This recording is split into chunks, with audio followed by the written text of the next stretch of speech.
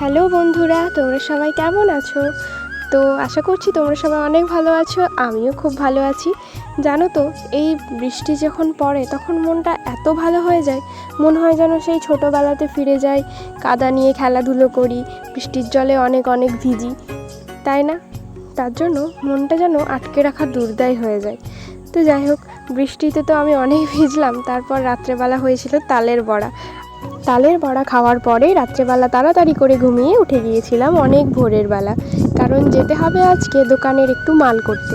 তো আমাদের দোকানের পাশাপাশি ভাবলাম আরেকটু কিছু স্টকে রাখি, তাই সবাই মিলে এবার রওনা দিলাম। বাইরের ওয়েদারটা কত সুন্দর, তাই না? ঝিরঝির বৃষ্টি পড়ছে, ঠান্ডা ঠান্ডা হাওয়া দিচ্ছে, সঙ্গে এটাও ভুলে গেলে চলবে না, তার সাথে প্যাচপ্যাচে কাদাটা ফ্রি।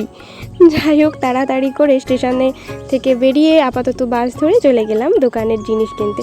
তো কী কী জিনিস কিনলাম অবশ্যই পরে তোমাদেরকে কোনো একটা ব্লগে দেখাবো।